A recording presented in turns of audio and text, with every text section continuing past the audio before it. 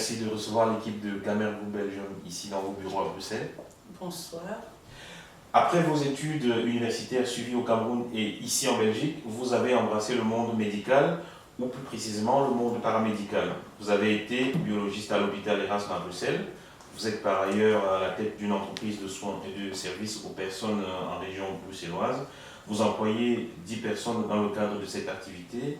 Et dans votre vie associative, vous présidez l'association pour l'égalité, le développement et l'épanouissement des enfants et des femmes APDEF, une association de droit belge que je rappelle défend les droits des femmes et combat les inégalités hommes-femmes.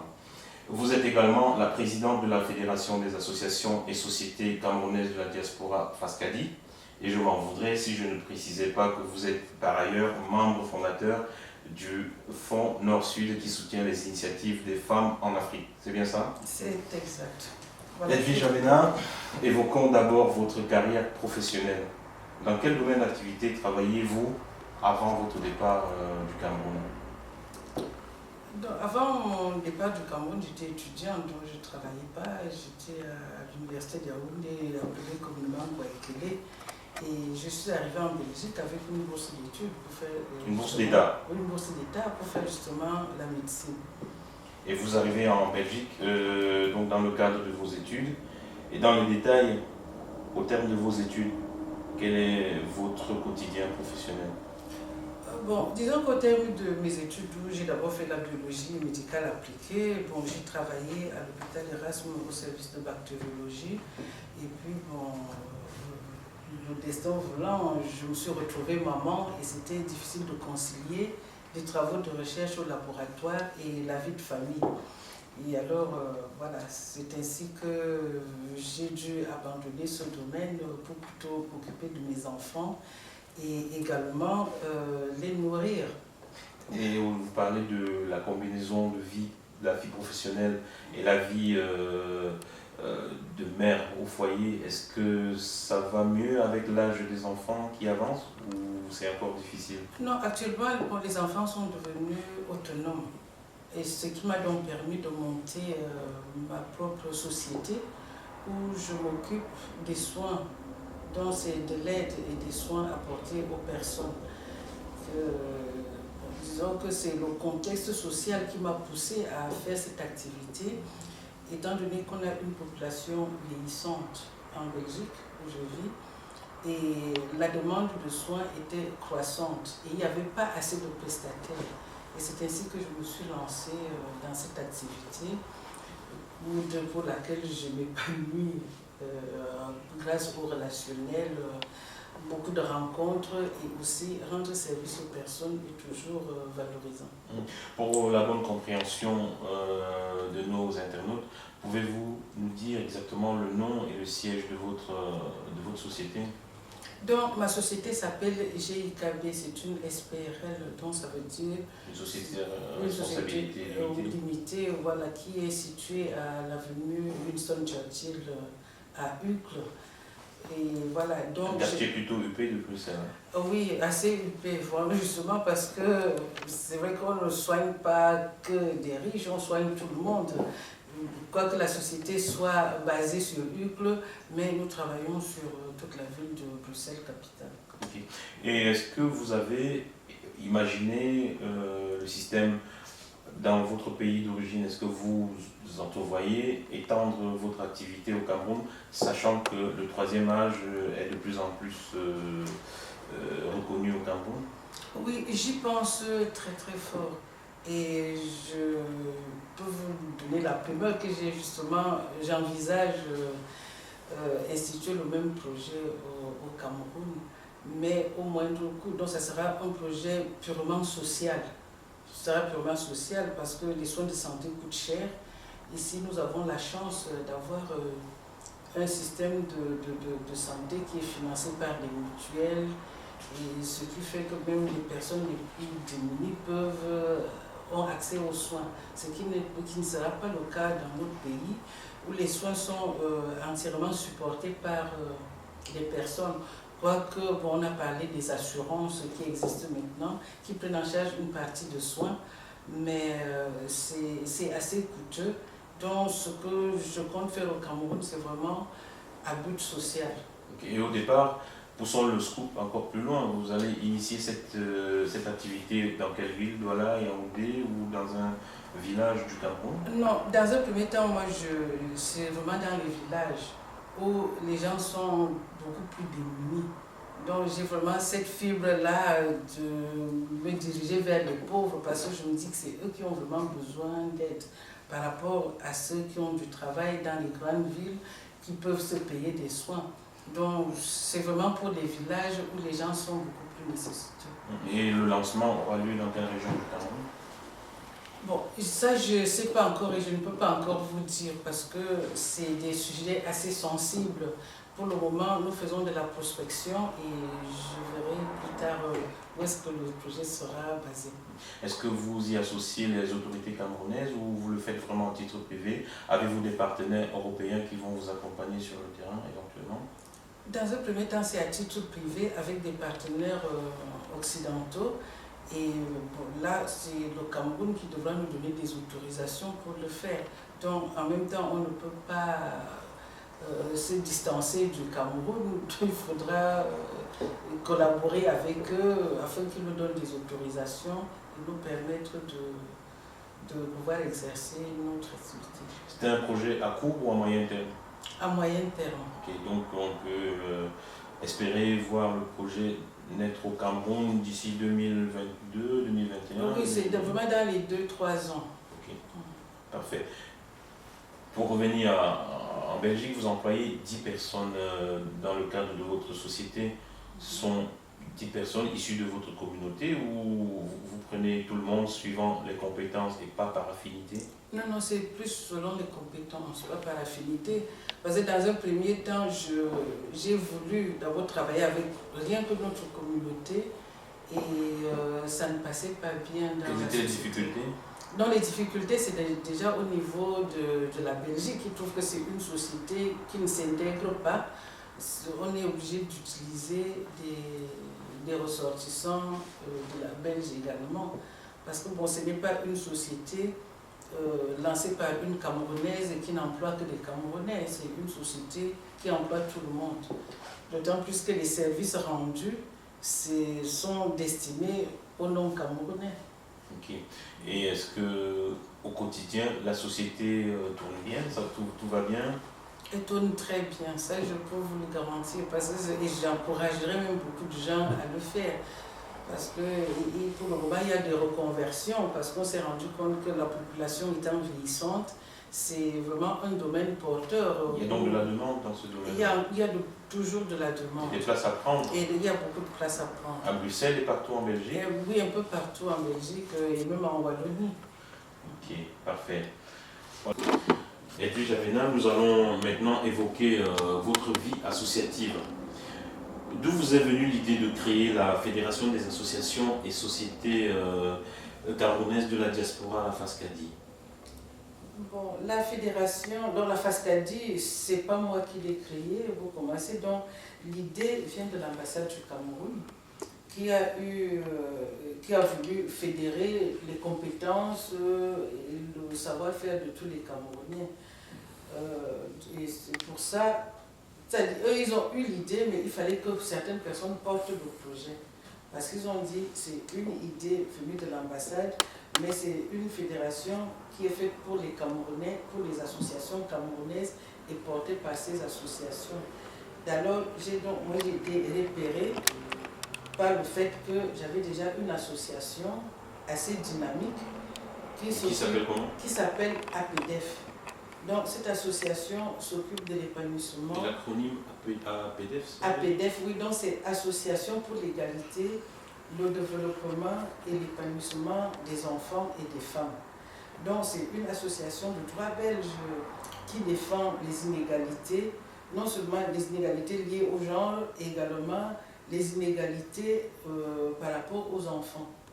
Donc, c'est donc sur base de cette association-là qui a fait beaucoup d'actions ici au niveau de la Belgique et même au niveau de l'Europe que j'ai été sollicité pour essayer de piloter le projet de la FASCADI. Et vous vous rapprochez des autres associations camerounaises et même des sociétés, parce qu'on parle bien des associations et des entreprises en fait. Hein, Exactement. et quelles sont les sociétés, les associations, comme ça à la louche, qui vous ont rejoint dans cette aventure? Je rappelle que l'aventure dure depuis 2017. Bien sûr. Non, il y a déjà des sociétés, donc, comme par exemple les sociétés de la Polyclinique de France, qui est une polyclinique médicale, mais une société civile.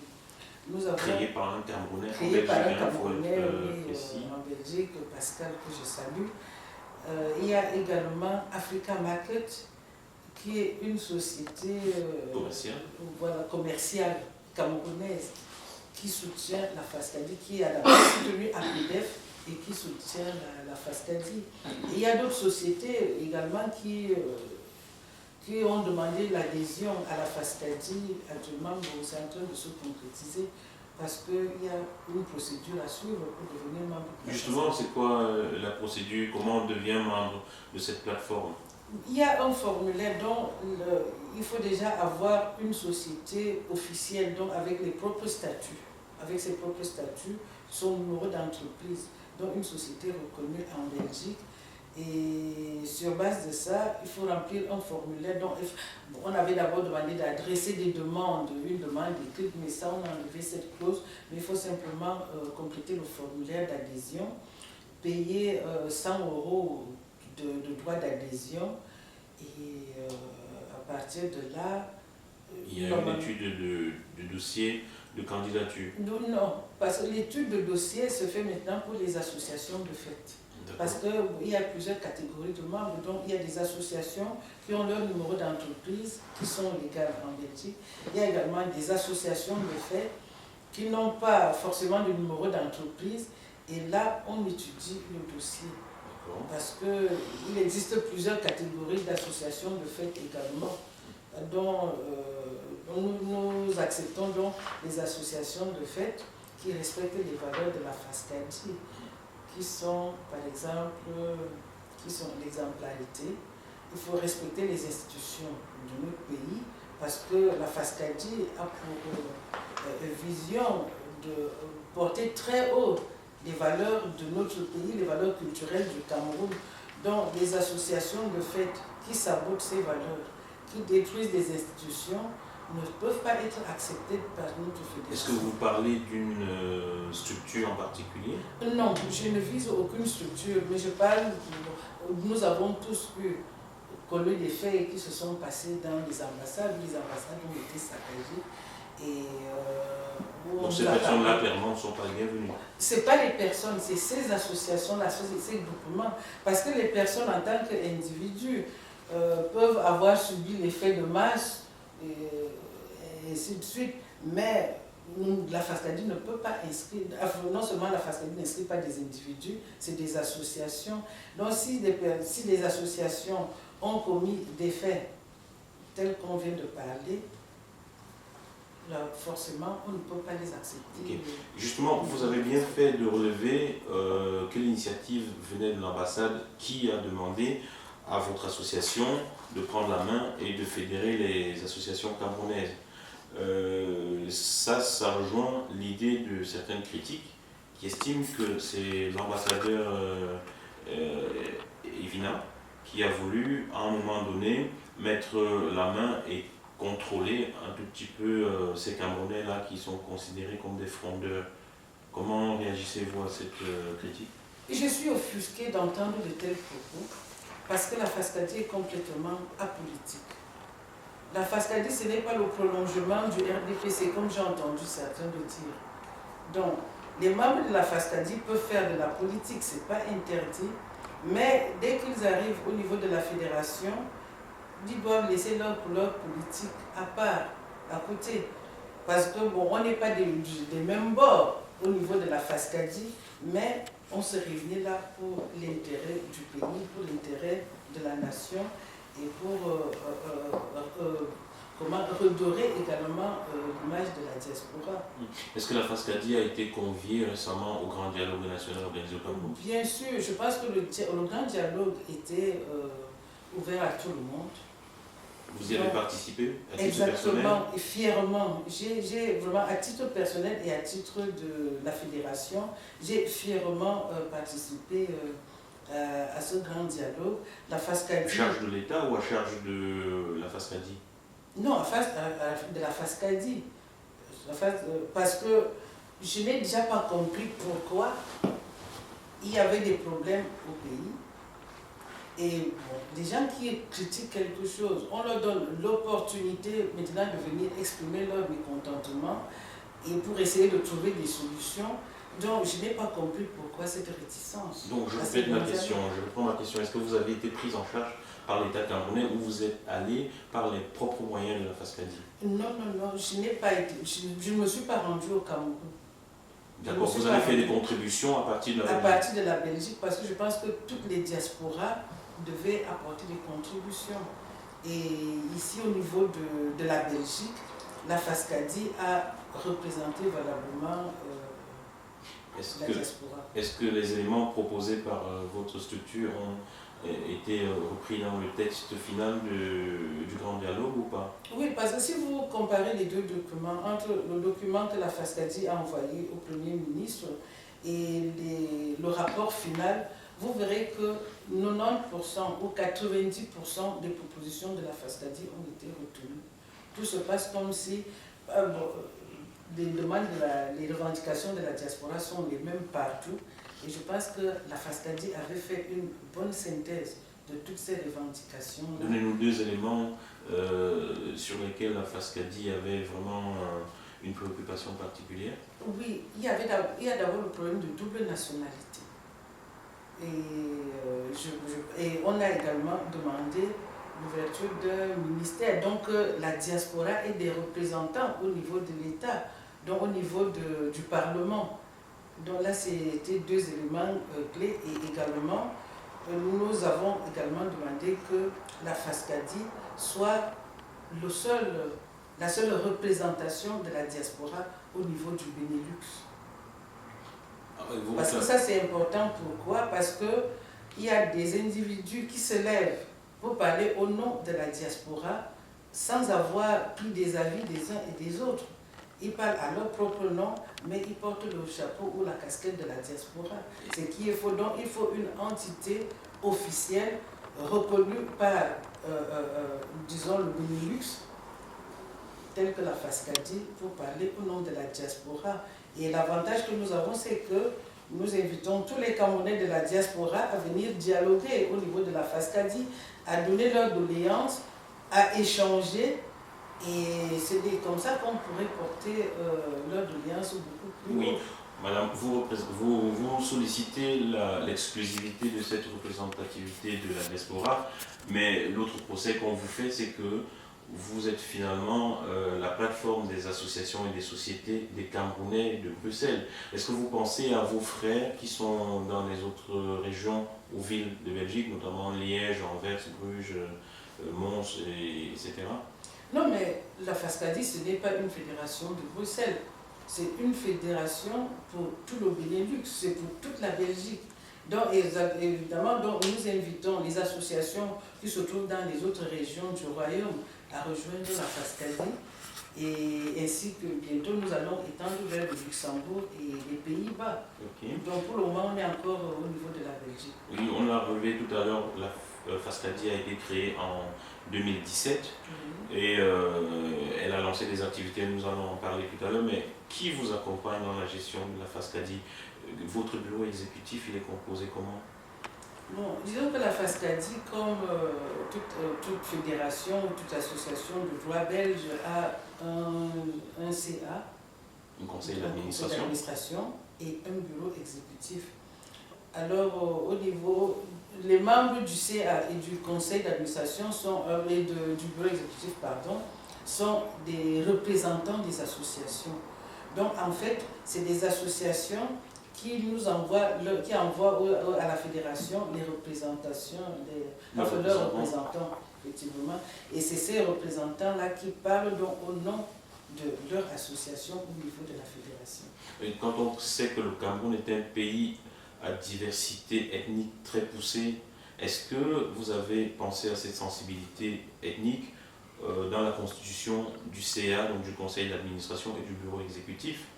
Oui, je vous explique, parce qu'au moment du lancement de la fédération, qui s'appelait à l'époque la plateforme des associations camerounaises à l'ambassade, il y a eu l'élection d'un bureau.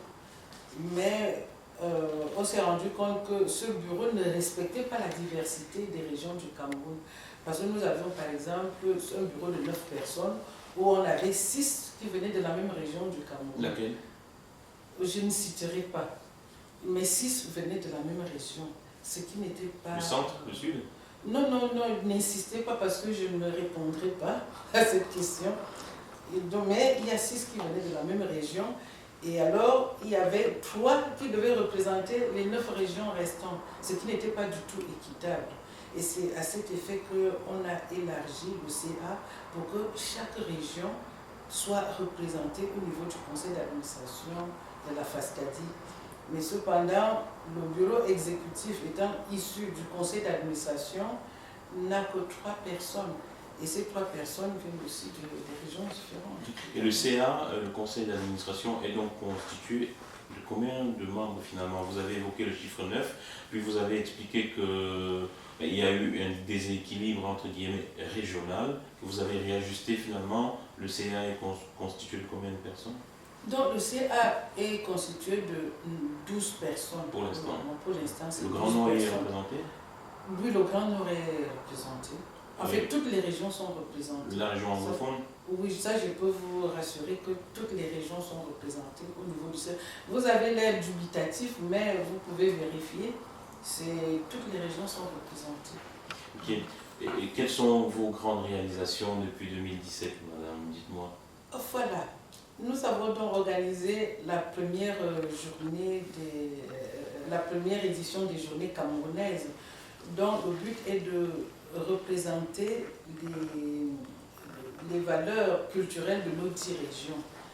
Donc cette première édition a été un large succès parce que c'est-à-dire les stands que nous avons disons mis sur pied au niveau de comment dirais-je, la foire artisanale représenter toutes les richesses que nous avons dans nos pays. Il y avait des stands de dégustation également pour découvrir les différents vins. Il y avait des masques et le savoir-faire. Il y avait également des associations qui ne sont pas régionales, qui ont aussi présenté leurs richesses. Et cette première édition s'est terminée par une soirée de gala au Claridge Events à Bruxelles. Puis, entre-temps, nous avons assisté à la récolte des fonds pour venir en aide aux frères camerounais de la région du nord-ouest et du sud-ouest. Ça a été assez rapide. Donc, en 2 semaines, nous avons pu récolter 1 500 € qui ont été envoyés. Dans le cadre du plan d'urgence lancé par le président Paul Biya? Exactement. Ok. Et alors, comment financez-vous finalement vos activités? Bon, la fédération est financée par les cotisations des membres. Donc, ce sont les associations. Donc les frais d'entrée de 100 € dont vous avez évoqué, est-ce oui. qu'à côté de ça, vous avez d'autres choses? À côté de ça, nous avons des subsides belges ou... Voilà, exactement. Donc nous introduisons beaucoup de demandes de subsides. Il y a la région Bruxelles-Capitale qui nous aide. Nous avons également... ils nous aident sur le plan financier ou bien sur le plan équipement, infrastructure, voilà, également. Et bon, maintenant, on a introduit également des demandes d'aide dans la région flamande. On attend des réponses pour le moment. Et également, nous demandons aussi au Cameroun de nous aider parce que... Côté Cameroun, vous recevez un écho favorable ou pas du tout? Bon, on a reçu quand même des promesses. C'est une promesse en oui, 3 années d'existence? Voilà, on a reçu des promesses, mais disons quand même que pour la première édition, il y a le ministère de l'Enseignement supérieur qui nous a donné une petite aide. Et nous avons également demandé de l'aide au ministère de la Culture, puisque c'est des valeurs culturelles que nous voulons porter haut. Et oui, et quant à la prochaine édition, elle aura lieu quand? En gros, quel est le programme d'activité de la FASCADI pour 2020? Oui, donc la prochaine édition aura lieu au mois de juin, le dernier week-end du mois, le 26 et 27 Et vous juin. l'organisez où? À Bruxelles. Comme les deux précédentes, mais il y a eu une demande pour que ce soit fait dans une autre région, que ce soit délocalisé, mais ça c'est le cas, c'est la 4e édition qui sera délocalisée.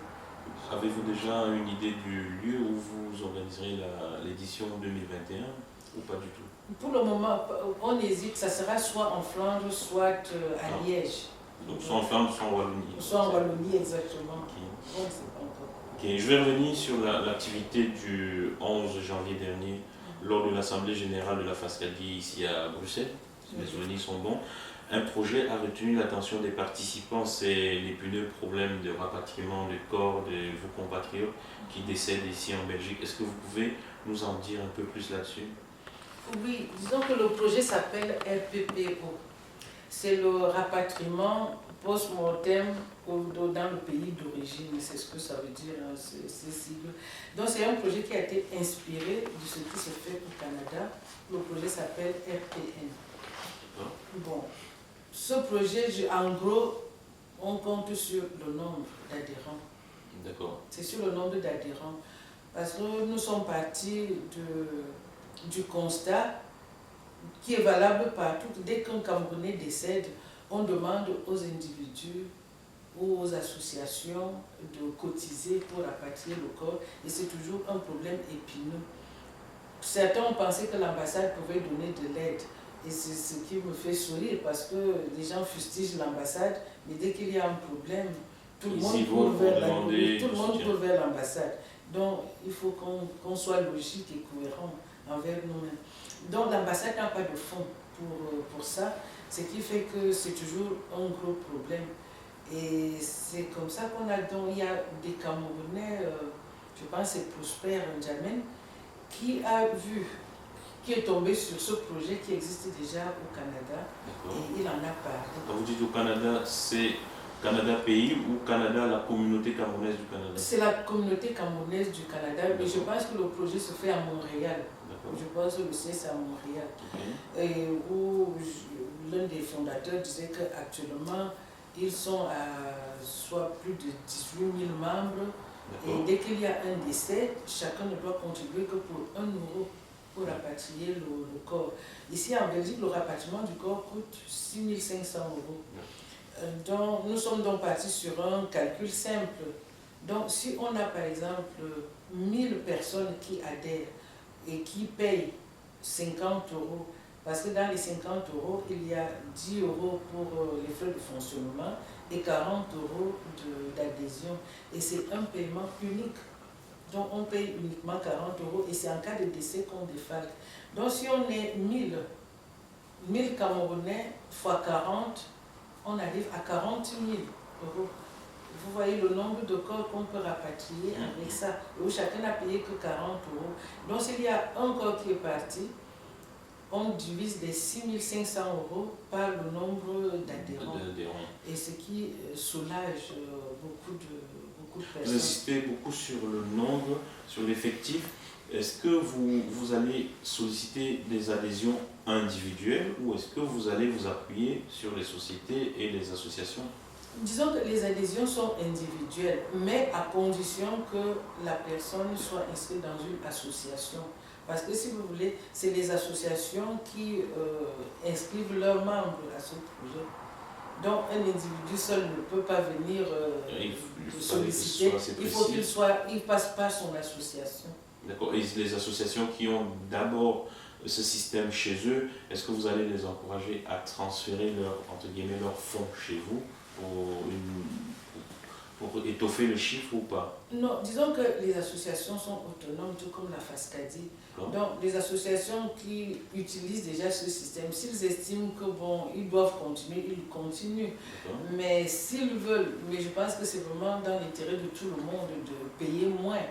Parce que c'est lourd. Si je prends le cas de mon association, par exemple, nous, dès qu'il y a un décès, on donne 3 000 euros. Donc, ça veut dire que les personnes doivent encore aller chercher 3 500 euros pour pouvoir évacuer le corps. Donc, alors que bon, si chaque membre ne paye que 50 euros et avoir la garantie que le corps sera rapatrié, je pense que c'est vraiment intéressant pour tout le monde. C'est très intéressant, mais la première réaction que les gens vont avoir face à ce type de projet, c'est comment allez-vous gérer les fonds déposés? Parce qu'on vous demandez une constitution de fonds. Comment allez-vous gérer ces fonds-là? Sur compte bloqué, c'est de l'argent que vous mettrez entre guillemets, à faire tourner l'économie en attendant malheureusement un drame, ou est-ce que ce sont des fonds dormants que vous allez déposer dans une banque? Disons que pour nous, c'est des fonds dormants. Parce qu'on ne peut pas prendre le risque de spéculer avec cet argent. Parce que si on perd et qu'on se retrouve face à un décès, nous perdons tout crédit aux yeux des Camerounais. Donc, ce serait des fonds dormants dans un premier temps. Et au fur et à mesure du montant qu'on a et le nombre de décès, on pourra réfléchir et décider ensemble. Donc c'est pour ça que les associations doivent venir, parce que l'idée, ce n'est pas les membres du conseil d'administration qui vont décider, c'est toutes les associations. Donc on va convoquer des assemblées générales où on va échanger pour trouver un compromis par rapport à l'utilisation de cet argent. Okay. Très concrètement, madame, la Fédération des associations et des sociétés et des Camerounais de la diaspora, plateforme, dites-nous en quoi cette structure est très importante pour la communauté quand on sait que chez nous, les regroupements se font généralement de manière ethnique ou régionale. Disons que ce qui est d'abord le plus important, c'est l'unité nationale de notre pays. Parce que, comme vous l'avez bien souligné, la plupart des associations maintenant se regroupent par ethnie ou par région. Oui. Et c'est dommage, parce que les Camerounais ont toujours été un peu plus unis et qui faisaient même l'admiration des autres pays d'Afrique. Et c'est dommage qu'on en arrive là, parce que moi je prends toujours un petit exemple. Quand je suis arrivée en Belgique, j'ai trouvé une structure qui existait qu'on appelait l'OECB.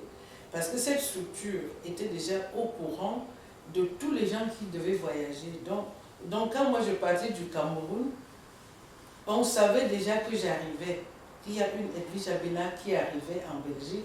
J'ai été accueillie à l'aéroport, j'étais attendue à l'aéroport et un logement était déjà préparé pour moi. C'est le cas de tout le monde, hein, tous ceux qui arrivaient avant les années 90. N'était-ce pas parce que vous étiez boursier de l'État?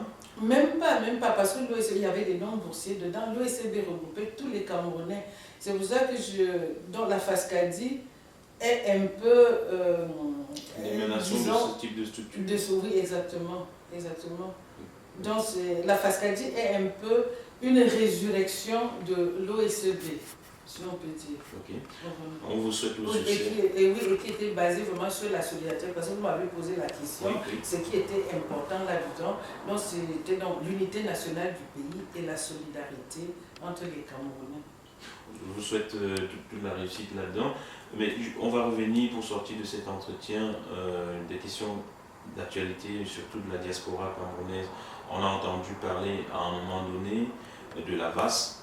La VAS, vous savez plus ou moins ce que c'est. C'est la brigade anti-sardinard. On a aussi en face la brigade anti-tontinard. Comment vivez-vous cette division, cette fracture de la communauté camerounaise? Derrière le mot solidarité que vous venez d'avancer, on peut dire qu'on n'en est plus là. Disons que c'est vraiment dommage qu'on en arrive là, parce que les Camerounais, c'était des gens qui faisaient une fierté pour l'Afrique. On était unis, on était respectables et respectés. Mais voir tout ça, franchement, me choque. Ça m'a offusqué. Parce que je pense que nous avons perdu notre identité avec ça. Et j'espère vraiment que ce genre de structure sont complètement anéantis aujourd'hui. Parce que ça ne doit pas exister dans le milieu camerounais. Ces brigades, qu'est-ce que c'est ces brigades? Brigade anti-sardinage, ça veut dire quoi? Et les brigades anti-tortinage, ça veut dire quoi? Donc j'espère vraiment que ces structures sont complètement disséminées. Est-ce que c'est un message que vous passez ou c'est un appel lancé aux organisateurs de ce type de structure ou vous le dites en observatrice retirée de la réalité ou... Non, en tout cas, c'est un appel que je lance à tous les initiateurs de ces divisions. Je leur dis que le Cameroun et les Camerounais sont un peuple uni et le Cameroun restera un et indivisible. Donc, ils doivent arrêter leur manigance, ils doivent arrêter leur sabotage pour que nous retrouvions la dignité d'antan qui faisait la fierté de nos pays. Comment envisagez-vous l'avenir du Cameroun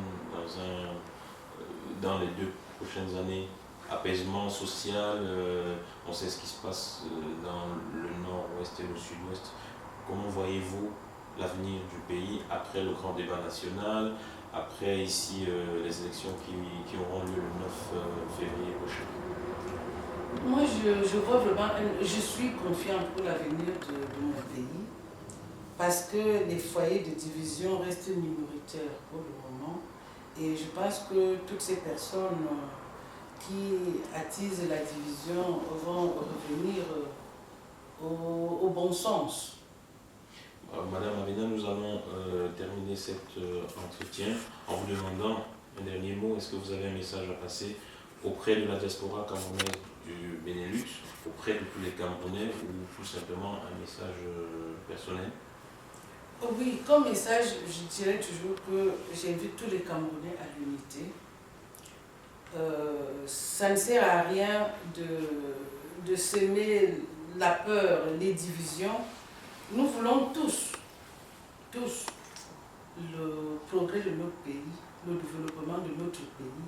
Donc unissons nos forces et dans le bon sens, pas en détruisant, pas en nous divisant. C'est quand on est unis qu'on est plus fort. Donc rejoignez la FASCADI, venez échanger avec nous.